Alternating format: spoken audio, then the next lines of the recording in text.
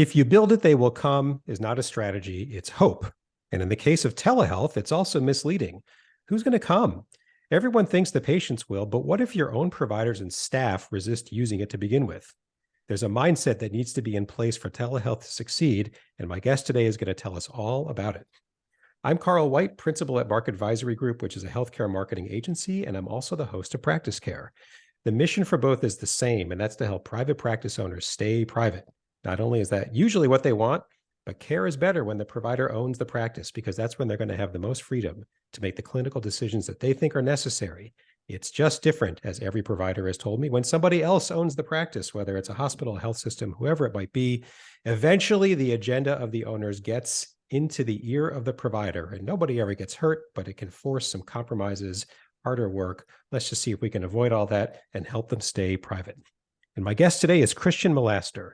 Christian is the founder and CEO of Ingenium Digital Health Advisors, a boutique consultancy focused on accelerating the adoption of digital health innovation to enable the effective delivery of extraordinary care. Since 2007, he has designed and implemented numerous digital health and telehealth services in health systems, health centers, and clinics. Born, raised, and educated as an engineer in Germany, Christian started his career at IBM Global Services before joining the Mayo Clinic in Minnesota, where he worked for 12 years in various roles before launching Ingenium in 2012. Christian, thank you for coming on Practice Care.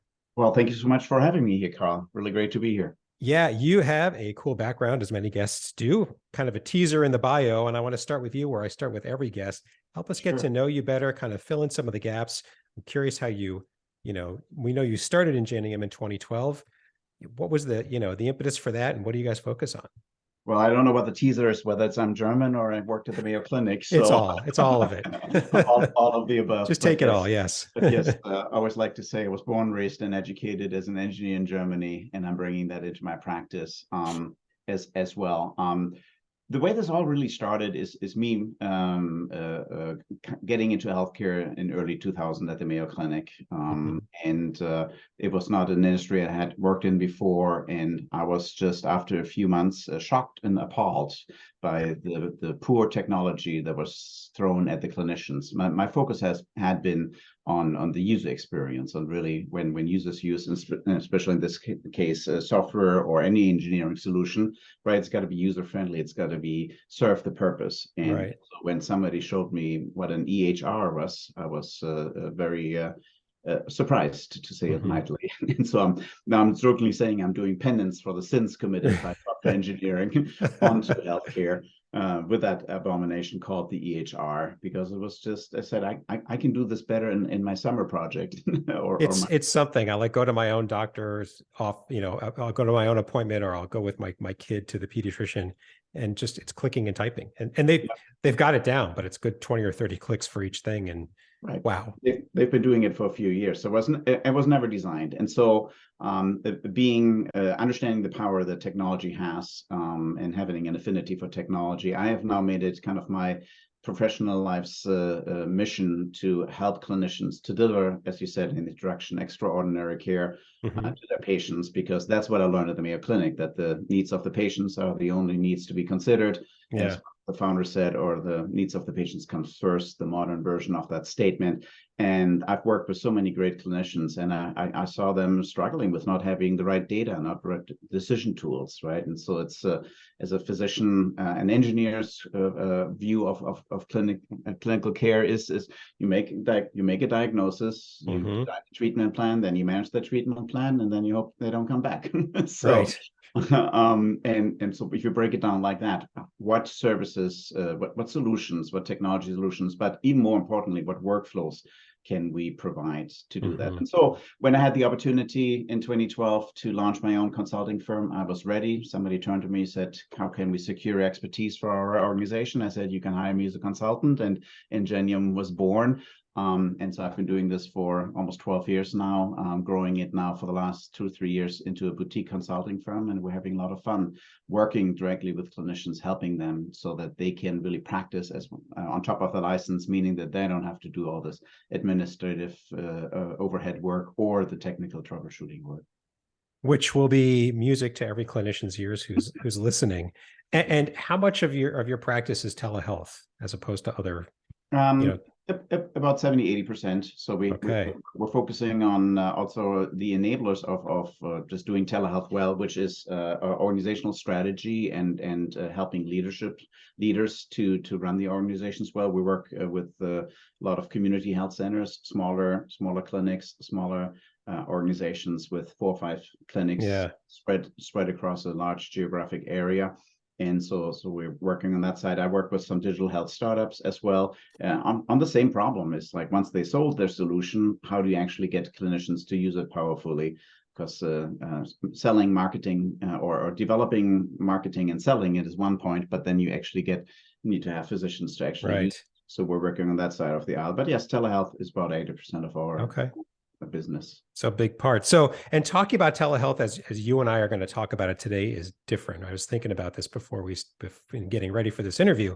So before COVID, telehealth was all here in the States, was all wrapped up in insurance. What's it covered? You would hear things like, I could have a follow-up visit with my Dr. X. And if I went to Dr. X's office, the reimbursement would be, full. It would be partial if it were over the phone instead, or any sort of tele environment, even if the appointment could have been done that way to begin with. So talking about mindset process never really got to the top because nobody wanted to do it. I'm overstating it because the financial incentive wasn't there. It kind of made no sense. I even had a back and forth with a doctor on a follow visit a few years ago. It was all through the app, through the hospital systems app, and she didn't get paid anything. If I had gone in instead, we would have had a carbon copy conversation and she would have got paid in full. Then COVID hit and it flipped everything on its head in about 24 hours. And it said, now you got to do this.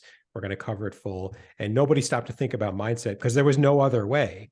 Right. And so telehealth has had this, to my experience, at least, this sort of roller coaster existence of either nobody wants it, so to speak, or everybody has to. Maybe now it's normalizing. We could think about how to actually bake it into the, to the workings of a practice properly. So, with that, like, how can telehealth help a practice reach its goals? And we were talking about this. We don't just mean financial goals, staff satisfaction, which nobody talks about, even though lots of people should. Patient satisfaction. We all talk about that all the time. So how can you would think it's got to, if Dr. X could get on the phone and have a follow-up with a patient, man, that sounds easy to me, but what do I know? This is how I live my life. So help us with this, goals, satisfaction. How can telehealth make a real difference? Lots to unravel there. Yeah. And I'll get back to that in a minute, but I just wanted to comment on the reimbursement situation. Actually, unbeknownst to most people, is there was a lot of reimbursement for telehealth before COVID even hit. Medicare, you could get reimbursed, not to the patient's home, but into other clinics. The private insurers, a lot of states had coverage and parity laws already in place that private insurers had to pay for it. Medicaid in a number of states were already paying for telehealth. And so it's important to understand that, yes, COVID brought it, obviously, increased it by 100-fold. Utilization, and it opened up new pathways for reimbursement. But reimbursement was always there, not for telephone-based care, but for video-based, live audio video-based care. It was there. Another aspect of telehealth, which I define as delivering care at a distance, was remote physiological monitoring, right? Taking your blood pressure, the scales, so kind of that kind of insights. That is also telehealth. So. And when I say telehealth, I mean mostly video visits, but it has other elements to it. And then once we get out of the environment, love what you're talking about, secure asynchronous messaging, right? Which is really the future of care delivery in a value-based environment. And then if you're in an ACO or have a capitated payment, then it doesn't matter. Then you use whatever is the right tool. Right. So just wanted to comment on that to dispel that myth that there was no reimbursement for telehealth before COVID, because there was plenty. So it was still a mindset and a problem. It was just not as urgent to figure things out as it was during COVID.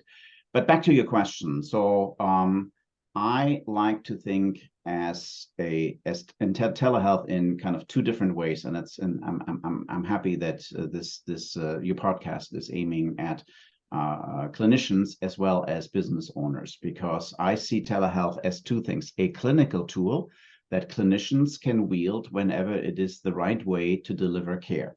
So that's the first thing, truly, that it's a mindset, right? It's like, it's an alternative care delivery method that I can choose if I think that for this particular patient, this is the right way to have continuity of care or care coordination, or whatever is needed to take care of this patient. Yeah. The second is that telehealth is absolutely a strategic tool, because it can help you with all 5 areas that your business is concerned about, with the service quality, with the clinical quality and outcomes, with the financial picture of additional revenue streams, or right, because a telehealth visit, even if it's reimbursed at a lower rate, which in most cases it is not, is still better than a blank space on your provider's calendar, because it still generates revenue, and as well as, so I had quality, gross service, people, right, staff satisfaction, Right. clinician satisfaction, attracting providers to your practice.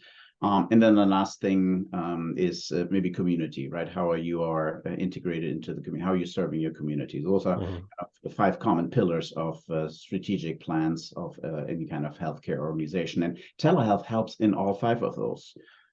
So let me go through, or just pick a few, so stop me, right? So let's actually talk about staff and clinician satisfaction. Healthcare delivery, in essence, is a workflow. It's a process. Certain steps need to happen, right? Let me walk you through. As a patient shows up in the waiting room, is being checked in, copay is being collected, they wait, a nurse takes them back to the room, they get the vital signs checked, take the chief complaint. Then the clinician comes in, reviews the chief complaint, knows the copay has been collected and everything, goes through the history, decides on the next action, and then there's a follow-up visit. What most people have failed to do, and still have failed to do, is to redesign telehealth for this 7-step process. Right, there's scheduling, there's rooming, there's the visit, there's post-visit, there's reimbursement, and then there's a couple other steps. And so the first, in order for a clinician to be satisfied and staff to be satisfied, I always like to say clarity is kindness. Like, if you know what is expected of you, if you know what you need to do, then you can follow the steps and you can be successful. What do clinicians want to do? They want to focus on providing patient care. They want to have all the information available to make good decisions, whether it's about a diagnosis, or whether it's about the care plan, or how well the care plan is, the treatment plan is working. And so it's all really in the workflow design. And that's why telehealth, when done well, can be a great, can be highly satisfying, because for the first time, somebody has actually taken the time to take a look at the processes that need to be optimized. Whereas most processes in healthcare organizations have organically grown over the last decade or last 20 years, and nobody actually took a look, or very few people take a look at what's the efficiency, what's the effectiveness, how do we train new people. And so, in a sense, we're coming in with a Trojan horse of showing how process design and technology implementation can be done well.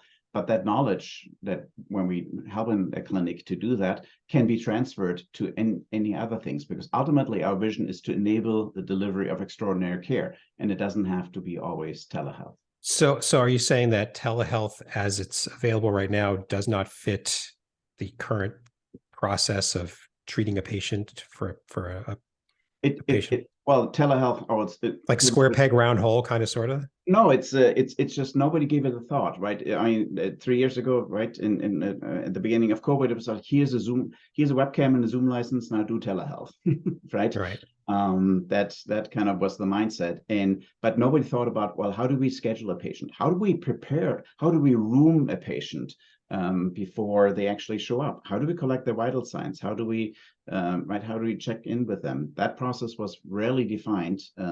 Sometimes it was a phone call by a nurse.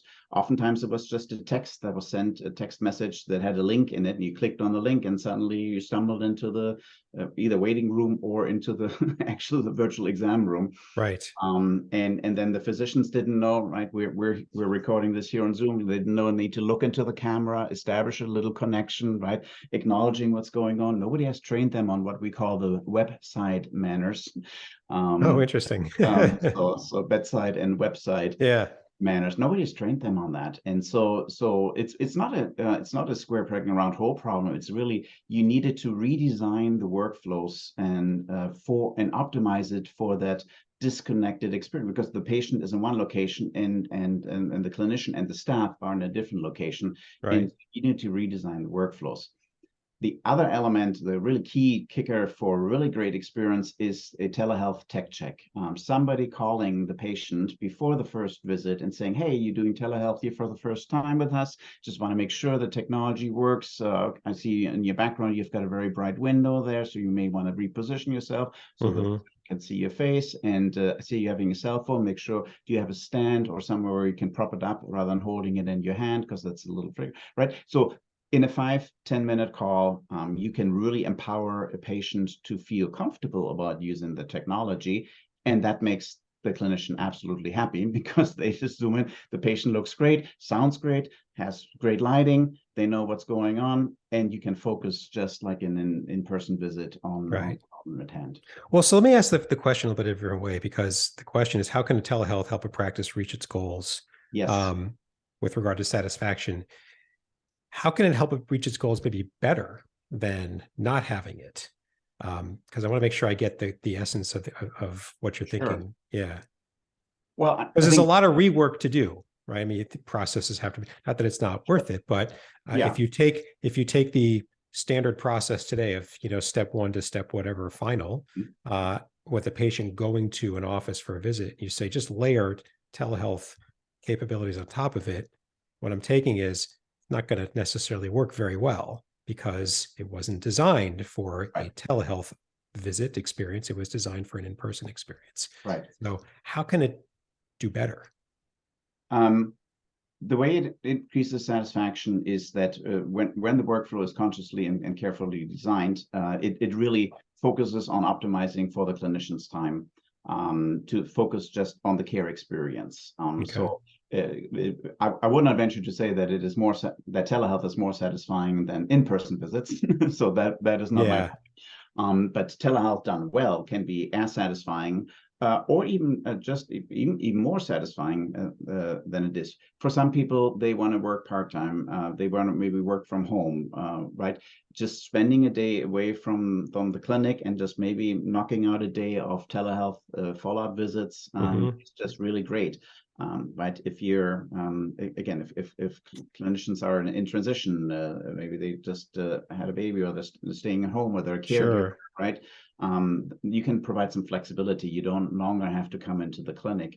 And the idea is that when telehealth is done well, it can it can be a really great experience.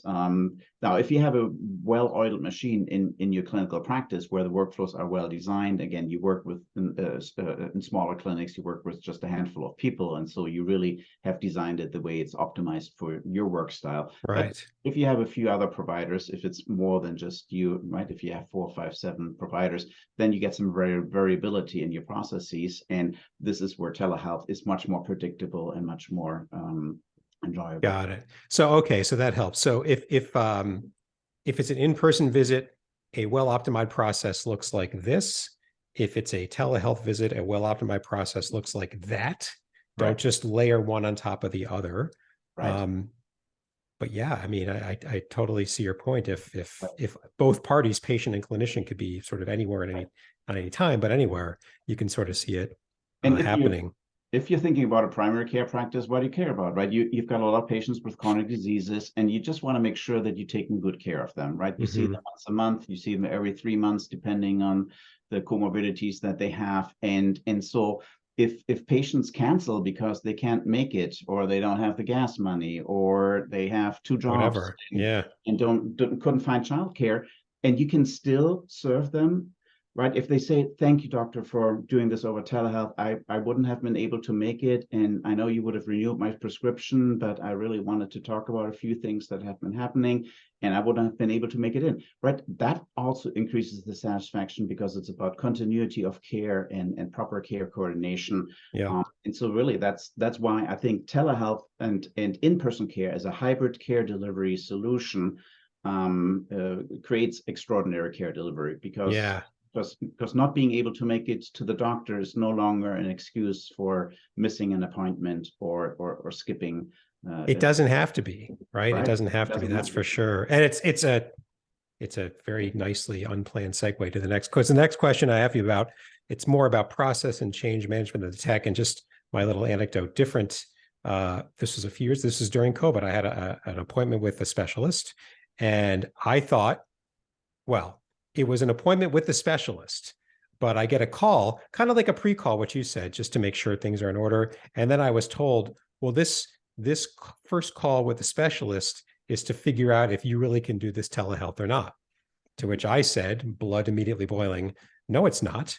It's going to be the appointment, because you should have done that already. And it's going to be another month before I could see specialist X if he or she determines, why haven't you done that already? And you know, what flashes almost sort of consciously and subconsciously for me is, the rest of the world can do this. Why does this seem so much more difficult to have a conversation on video with a doctor when I can talk to anybody else on planet Earth about whatever I want, security assumed? Why is this so much harder? I don't get it. And it was during COVID, so there's no reimbursement. There was no barrier. It was just the guy on the phone. And I just, so today, even before COVID, it really wasn't so much about the tech as it is about process, change management, kind of what you were saying, a few minutes ago, but just help us more. Why is it more about that? It just, old habits are hard to break. Change is hard. Like, what do you think it is?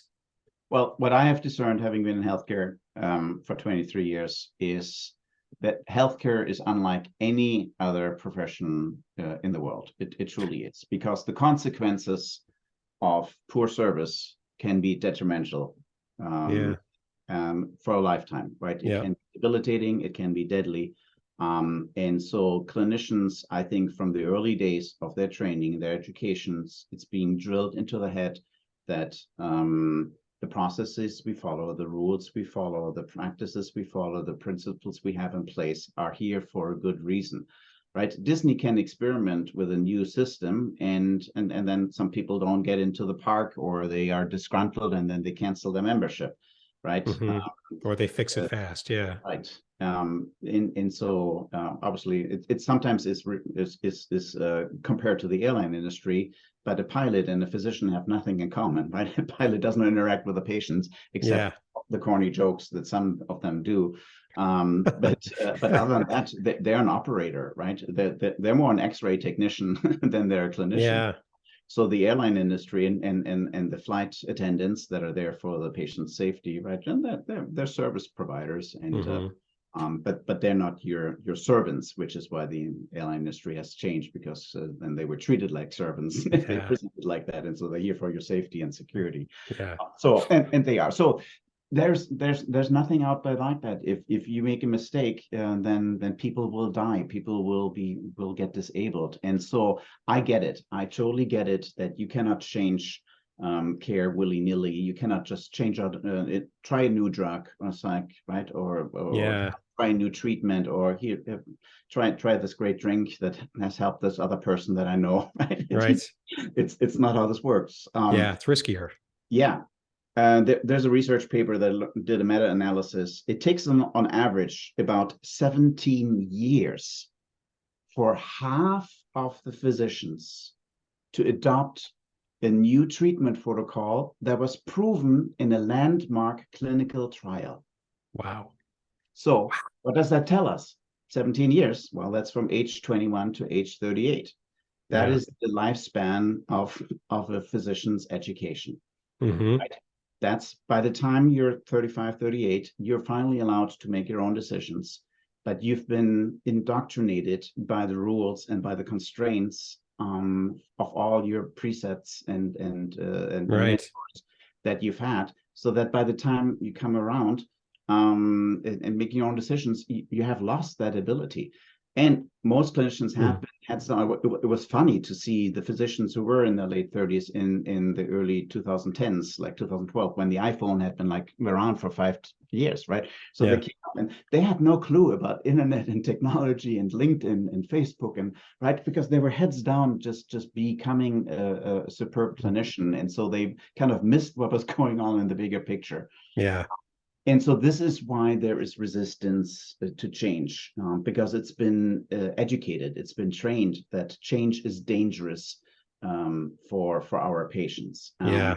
And so what a leader needs to do is needs to distinguish between, needs to explain to his or her peers what's the difference between trying out a new drug versus delivering care in a different modality. So that's one thing. The other element that I've discerned is that physicians in their training on exams, either through observation or maybe there's even module, right, is you have to be confident in whatever you say. You cannot let on that you don't know, right? Somebody tells somebody, okay, wow, that's an interesting case, Carl. So I don't know. I think I'm going to do some research here on PubMed. When that's a research base. I'm going to just educate myself, and then maybe I'll find something. Like, no, you said, okay, Carl, I know exactly what to do. We're going to have to do an X-ray. We're going to do some blood work, and the next time you come on, we'll have a care plan from where we got this taken care of. But inside, they may not know, or they may have an idea. Hope I'm right about that. Yeah. They may call walk away. But that's the training, and that's what we want as patients, right? We want that confidence, right? We don't want to be told, it's like, I don't know what you got. That must suck that you don't. Right? So, no, that's not the attitude. So, and when we give a webcam and a Zoom license to a physician, they're like a fish out of water. Right? That is not their. They want to, when they're in the exam room, they're in control. They control the environment, they control the flow. The patient is brought to them. And what happened, right? People were not showing up in the waiting room. Then you let them in, then they were not connected. It took 30 seconds to connect. Then the audio was not working. The video was not working. The flow of the conversation was not working. They were looking over here at the medical record, but not looking at the patient. Or actually, they were looking at the patient down here in the corner, and they were talking to them. Right. And it created this disconnected experience. They were seeing that they were not resonating with the patient, which made them even more self-conscious. And so, right, all of this can be resolved with a 20-minute training. In March of 2020, on the Wednesday when the public health emergency kind of broke, the CEO of a community health center turned to me and said, Christian, by when can we have telehealth up and running in a primary care practice? Because I was working with them on behavioral health and school-based telehealth. I said, you have it by Friday. So we worked 36 hours straight. On Friday morning, I ran 2 cohorts of training them on the website manners. How do you look in the camera? How do you acknowledge you're looking at UEHR? How you do all these things?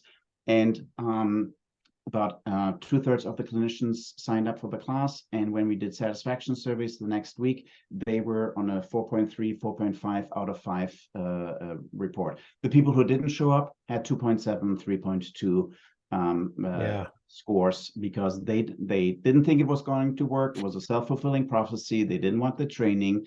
They just wanted this to go away, and they were feeling like a fish out of water. So I have a lot of compassion for the challenges of a physician to really wrap their mind around, which is why it's about process. Get the patient educated and trained, get the physician trained on how to do this. We also have a training by our chief clinical officer on virtual exams. How do you do a virtual exam, and how do you document it properly, that you get paid and that you document it for your colleagues as well. So, but it's like 1 hour and 30 minutes of total training on process, technology, website manners, and virtual exam. That's all it takes. And the confidence of physicians goes up astronomically with that. And then they can really integrate it into the practice and use it as a tool when they see it. Yeah.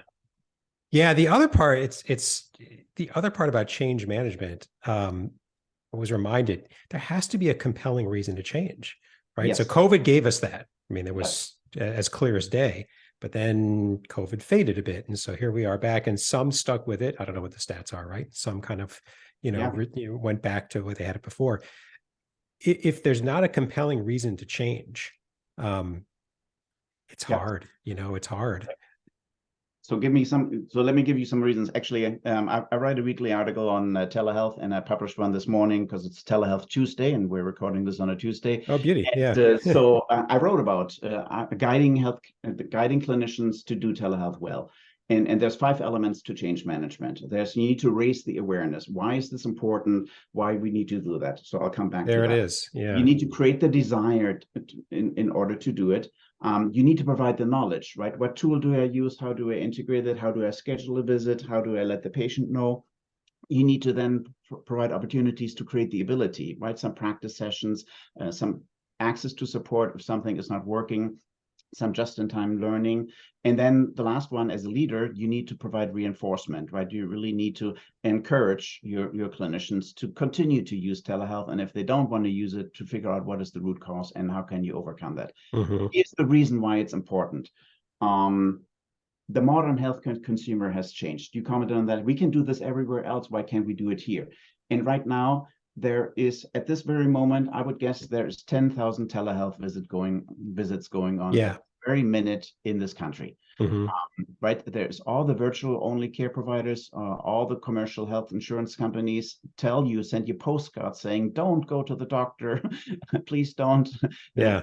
Use this video visit. It's even free for you, right? Because it's a much more cost-effective way for them than going to urgent care, going to the ED, or even going to your primary care physician, right? Which is not good, because I think a lot of can be missed. And then we don't have continuity of care because that visit is not documented in your primary care physician's EHR, so you don't have a medical home. So I think that's not the future. So, but there's 10,000 visits going on right now, this very, very minute.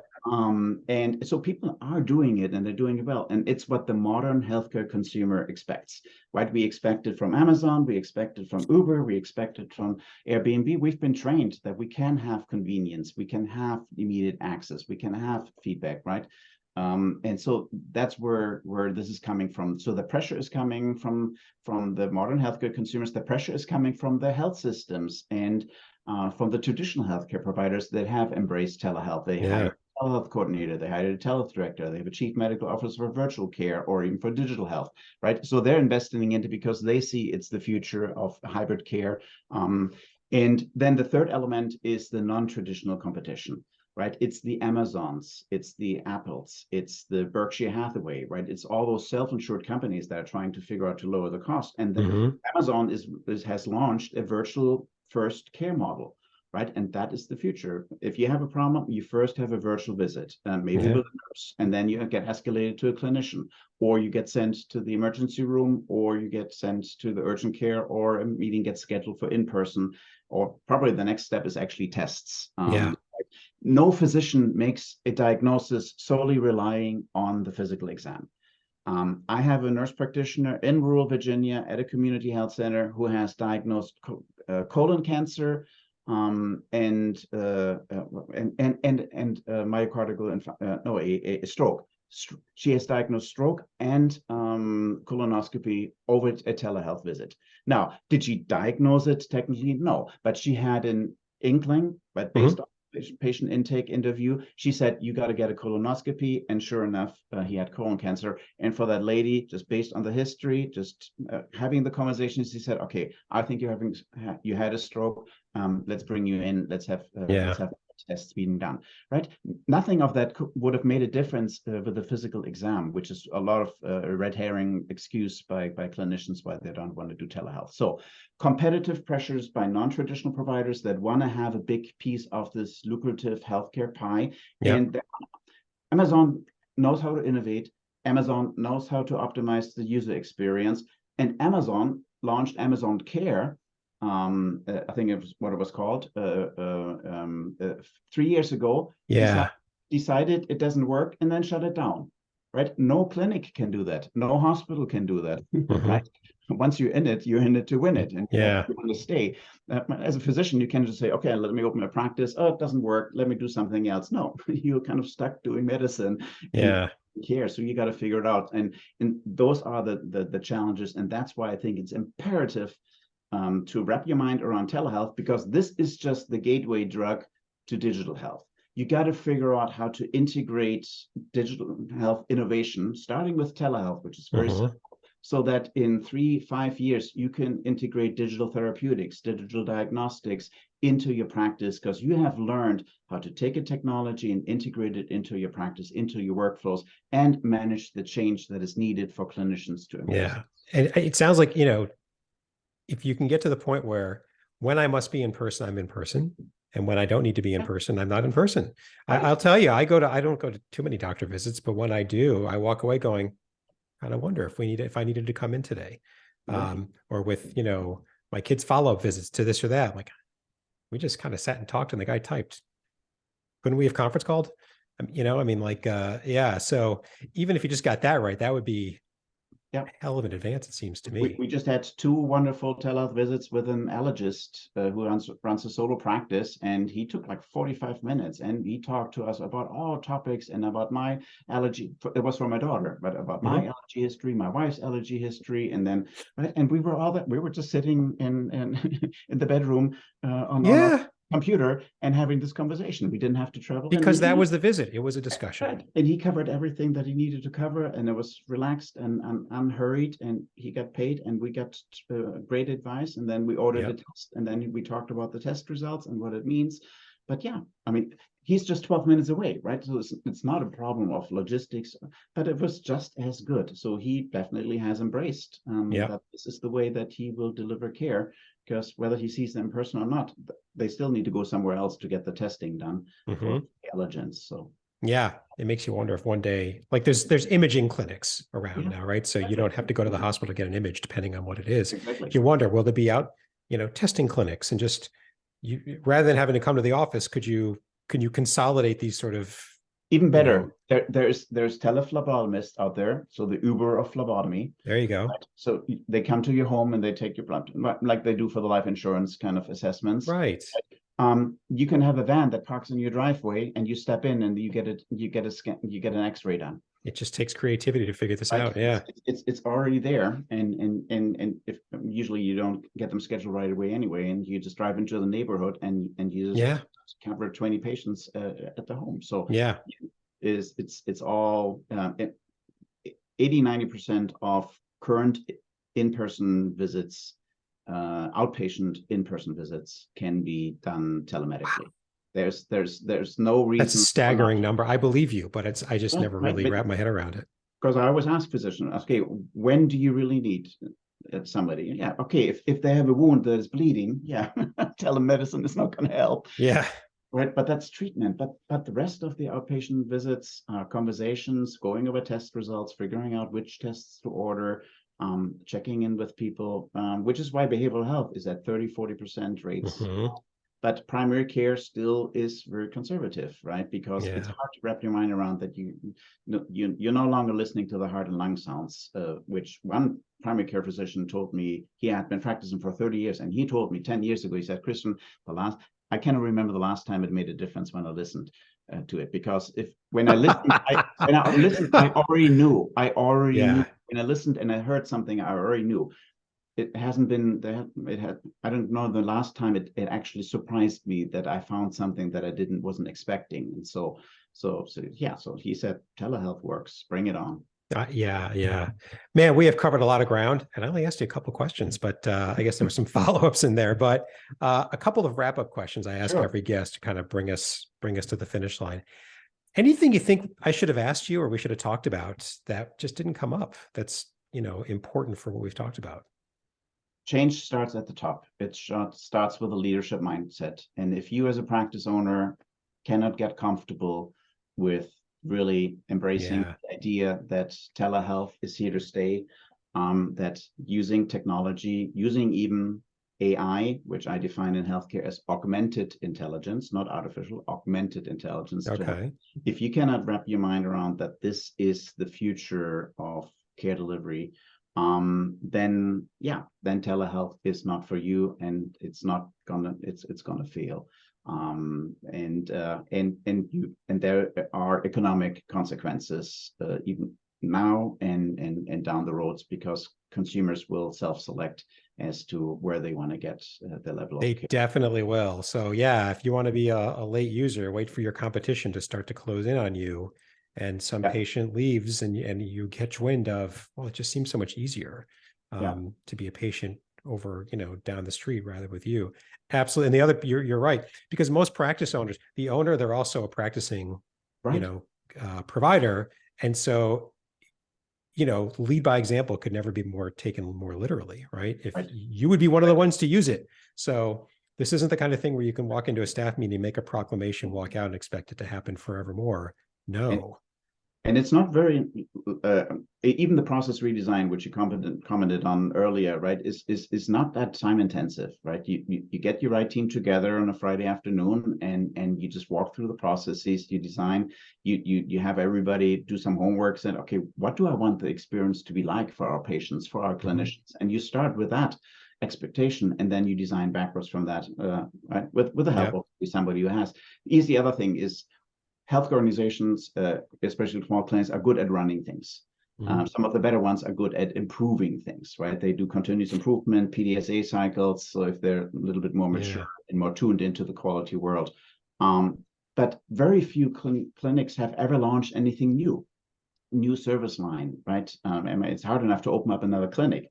But that's where we excel, right? That's our niche, is we are helping healthcare delivery organizations to launch something new, whether that's a new dental service or a new open up a new site, or delivering care to schools or to companies in the area, right?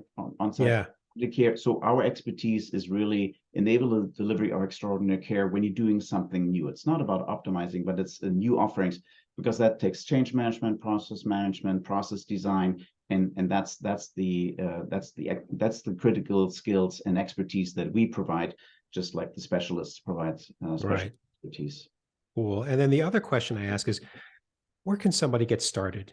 You know, you really can't be unaware of telehealth anymore, but that doesn't mean everybody's using it. So, you know, picture a private practice owner, they want to get going, but they're stuck at the starting line. Like, where do I start?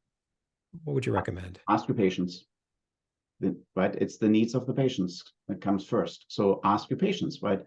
Would it be helpful to you if we do our follow-up visit over telehealth? Right? Really, don't make the assumption that your patients are older and they don't want it, because especially a lot of the older patients are absolutely proud of themselves for having conducted a telehealth visit. Because it gives them all autonomy. They don't have to ask the grandson to drive them. They don't have to rely on somebody else. They're scared driving. It gets dark. It gets slippery outside. There's ice on the road, snow on the road. And so with a little bit of help of how to help them to operate a tablet or a computer, or have a grandson help them how to get connected. So I think it's go back and listen to the voice of the customer, right?